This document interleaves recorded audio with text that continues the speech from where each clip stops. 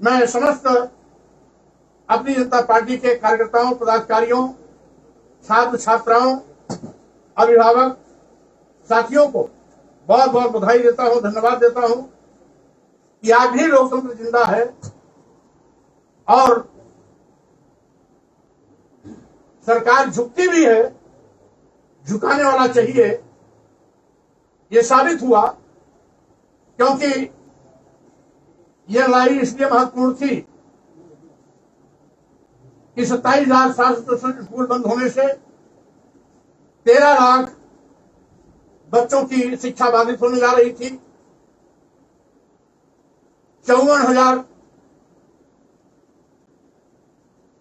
इसमें रसोइये प्रभावित हो रहे थे और इतने ही शिक्षा मित्रों की भी नौकरी खतरे में पड़ने जा रही थी।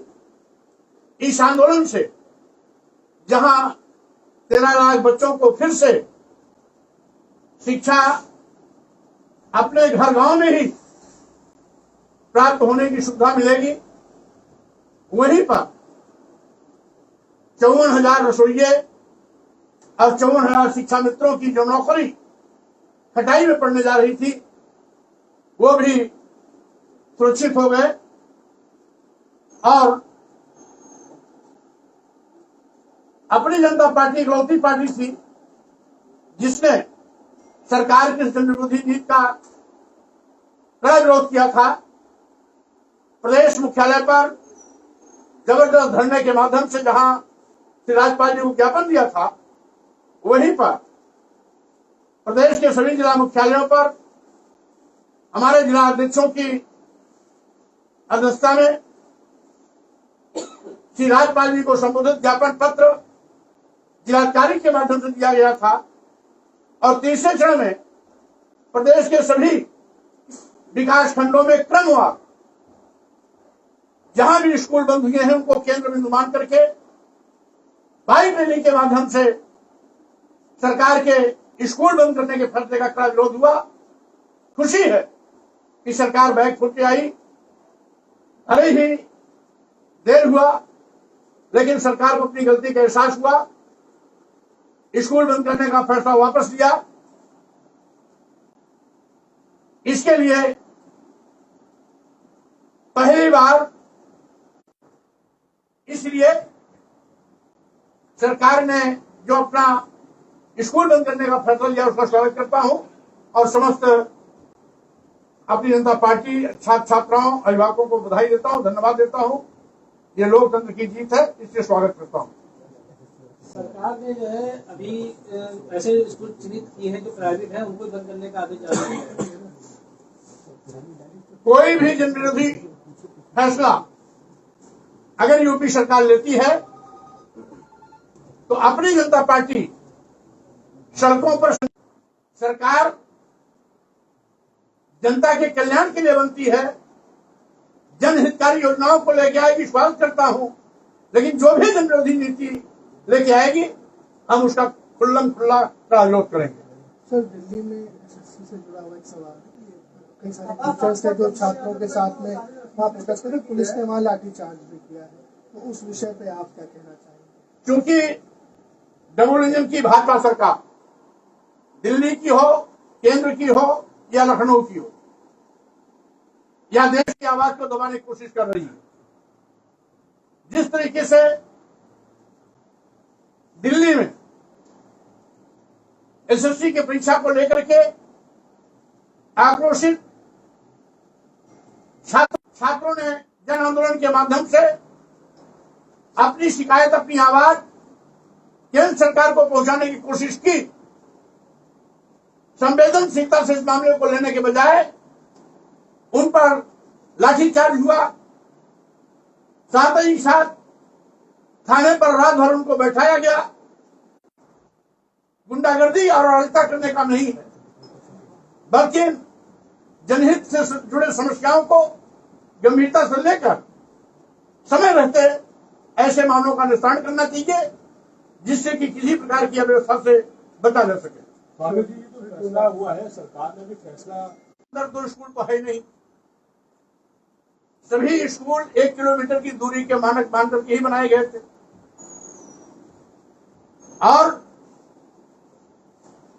सभी स्कूल यथावत चलते रहेंगे। जो बेसिक शिक्षा मंत्री का बयान मैंने देखा पढ़ा, उसमें स्कूल बंद करने के लिए कोई भी उनका मैसेज नहीं है। और यदि पूर्ण रूपेण अपना फैसला स्कूल बंद करने का वापस लेती है तो उसका स्वागत है और अपनी जनता पार्टी आंदोलन में रोकेगी, लेकिन इनके कारनामों को देख करके अपनी जनता पार्टी अगला कदम उठाएगी। एक सवाल भारत के है सर, 25% मालेगांव ब्लास्ट जो हुआ इसमें जो भी दोषी थे उन सबको बरी कर दिया गया है। सरकार कह रही है कि भगवा आतंक जैसी कोई चीज नहीं। अब पहली बात तो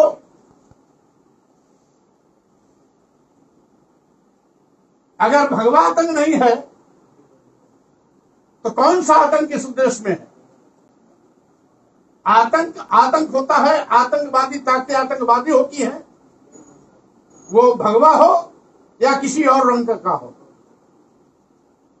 इसलिए जिनका भी चरित्र, जिनका बयान, जिनके कारनामे समाज में भय, दहशत, आतंक पैदा करने के लिए पर्याप्त, उनको आतंकी माना जाएगा। स्वामी जी, हमारा सवाल है, पहले मदरसा पे बुलडोजर चला बंद किया गया, अब ये देखा जा रहा है कि जो कॉन्वेंट स्कूल आज तक है उनको बंद करके जो जिनके मान्यता प्राप्त नहीं है उनके बच्चों को ले जाकर प्राइमरी स्कूल में डाला जा रहा है। इसको किस तरह से देखते हैं? सरकार को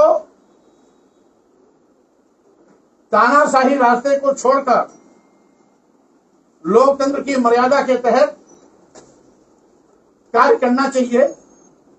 बेहतर होगा प्राथमिक विद्यालयों को बेहतर बनाएं, पर्याप्त शिक्षकों की तैनाती करें। 15,000 प्राथमिक विद्यालय उत्तर प्रदेश में ऐसे हैं जिसमें मात्र एक अध्यापक है, यानी एक स्कूल, दो स्कूल नहीं, 15,000 प्राथमिक विद्यालय हैं, जिसमें 5,000 जूनियर हाई स्कूल के हैं, उच्च प्राथमिक विद्यालय, और 10,000 प्राइमरी स्कूल है। कुल मिला के 15,000 प्राथमिक विद्यालय हैं जो एक अध्यापक यानी एक शिक्षा के बलबूते पर, एक शिक्षक के बलबूते पर चलते हैं। प्रति क्लास एक अध्यापक के हिसाब से अगर उत्तर प्रदेश के कुल स्कूलों में पर्याप्त शिक्षक हो जाएं, जिसकी संख्या लगभग 13 लाख होती है, तो यह अराजकता और अफरा तफरी का माहौल अपने आप खत्म हो जाएगा।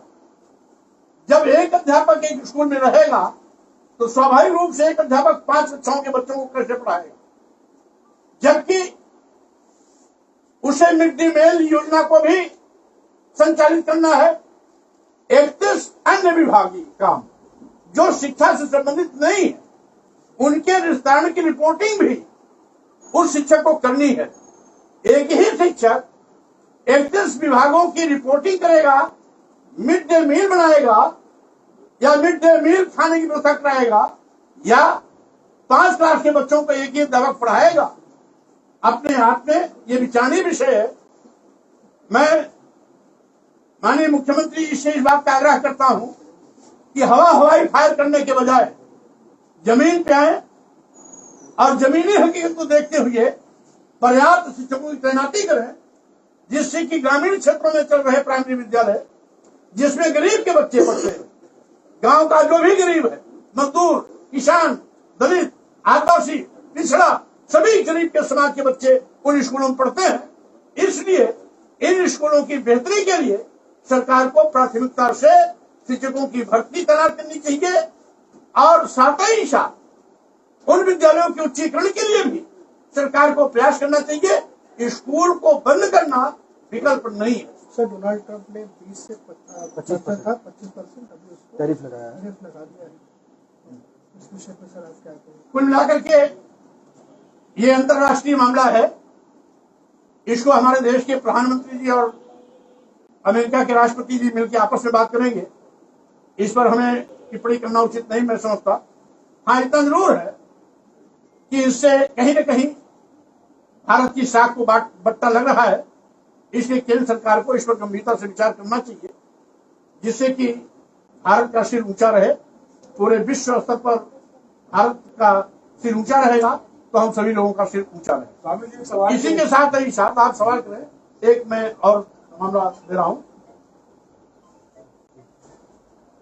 माननीय मुख्यमंत्री जी का एक तकिया कलाम है, जीरो टॉलरेंस।